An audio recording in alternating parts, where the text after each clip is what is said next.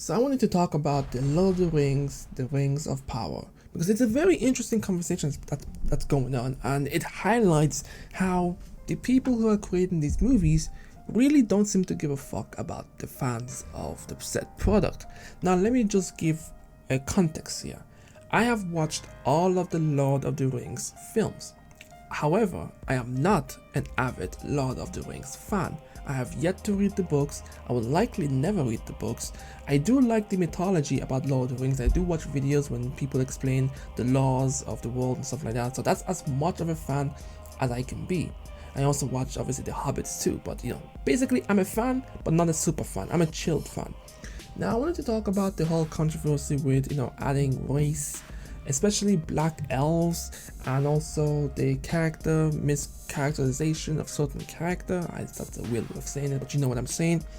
And I want to talk about how we have taken this simple concept of canon and lore established and have flipped it to make it seem like if you don't agree with the changes, you are essentially racist, misogynist, or whatever the fuck else they're gonna throw at us. And how if we as a black community, and I'm talking about the black community essentially, I know this is more of a decision making by white people, because it is white people who be pushing this stuff, and then we as the black community, we get the brunt of the hatred from everybody else, because nobody really thinks about it from that perspective.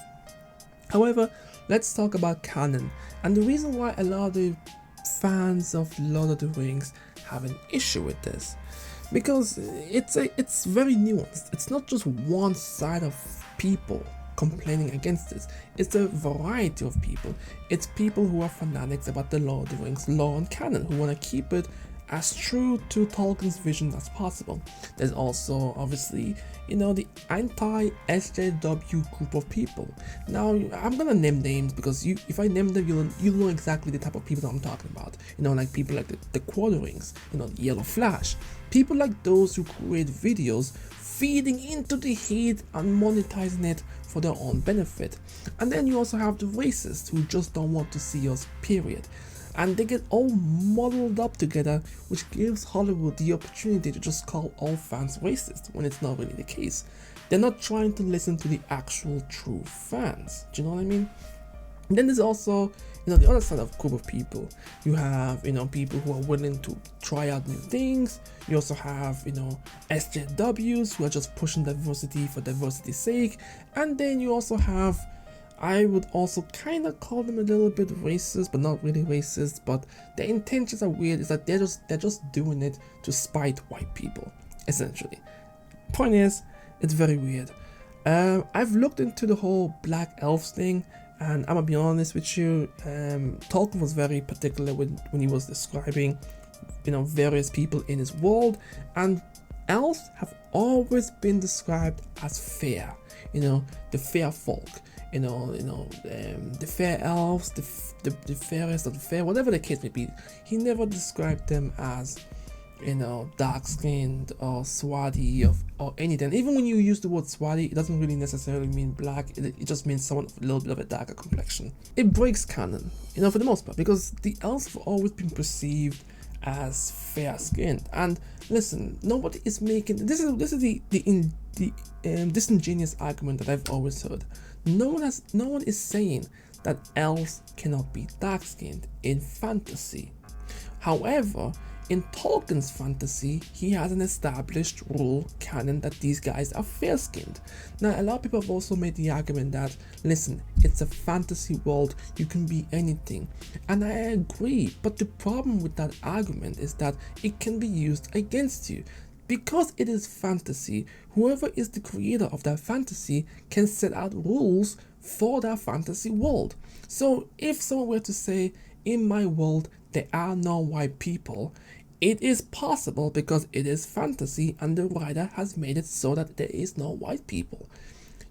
Fantasy doesn't necessarily mean everything is a go, because if that's the case, if it's just fantasy, why don't you slap in an iPhone 6 in that movie and just be like, it's fantasy, come on. An iPhone 6 could actually in theory be in the Lord of the Rings because they have magic, and that's how it works.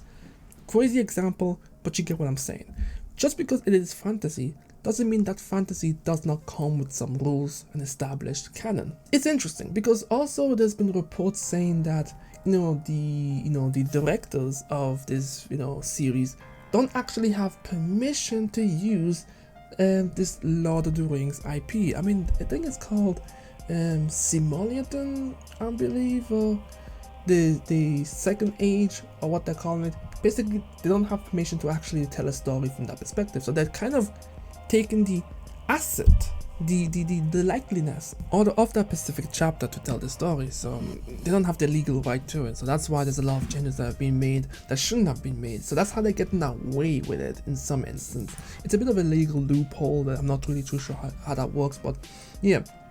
Then there's the characterizations of some character. Now, Galadriel is one of the characters that has consistently been mentioned, and how she is not, someone who would wear an armor. She is an elegant, person who would never don an armor, and she would never lead men into battle, into war.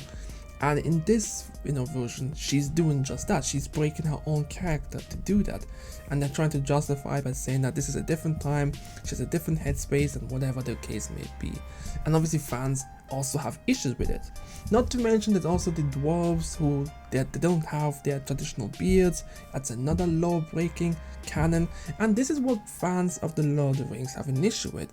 They are pretty much pissed off that the directors are not respecting Tolkien's work, and they're just taking their own liberty in making changes that just don't work in that sense. So, and then obviously Amazon is making the argument that they're just interpreting the story in their own way, which, okay, I mean, if that's the case, then you can't really be mad at them. I mean, you can just avoid not watching the film or not watching the series and just leave it for the way it is. But I don't know, this is the whole issue. Is that fans are just saying, please respect the law, please respect the canon that Tolkien built up, and don't change things just because we live in a different time. Obviously, the other biggest argument is that Tolkien initially made Lord of the Rings with North European mindset. So he made it with European, Anglo-Saxon, whatever the case may be, culture, and that's why a lot of the characters would naturally be light skinned. Even though in his world he has made it clear that there are other races of different races in it, but the ones that we would usually be focused on, most of them would be pale skin, essentially. Which brings me up to another question, and that is that sometimes we just have to accept that the stories that have been told in the past were told with a different lens and a different mindset. That if we want to actually have diversity, we need to start telling our own new stories. If the Lord of the Rings is to be white only, or like white light skinned, or whatever you want to call it, then that's just the destiny of the Lord of the Rings. Many of us of all different races are able to enjoy the story for what it is, and games that have expanded on the Lord of the Rings and have touched on different areas of Middle Earth where other skin tones would exist. Usually. I don't know, like, this is an interesting debate, it exposes mostly everyone. Like the biggest argument for me and all this is that the justification that because it's fantasy we can break the rule, and that's not how it works. That's not how it works. Like, because even fantasy has rules, and the creator has to follow those rules in order for the world to work. It'd be weird that for, let's say for example, in your fantasy world, you write that vampires will die if they are if they're in direct sunlight. Then another creator comes along and goes, you know what, because I want to tell a story where the vampire is actually going to be in daylight talking and buying a donut, we should be able to do that because it's fantasy. That's how this thing works, and that's the argument that I've been seeing a lot when it comes to the dark elves, inclusion. Because it's fantasy, we should be able to do it. I don't know. We'll see how the series plays out. I feel like a lot of Lord of the Rings fans may not be willing to support this new iteration. For me personally, I don't really care too much. I probably will watch it just to see what it's like. But this brings up a bigger conversation about how we are handling diversity. Hollywood is insulting everybody with the forced method of diversity. It's just not working. Like, they're not putting in the effort, they're being lazy about it, and everybody can see it, and it's just causing more divide among us than it should be. It's like, I feel like there's a conspiracy theory at this point where you could make the argument that Hollywood is purposely dividing us so that they can get away with certain things that you would not have normally gotten away with in a different time period.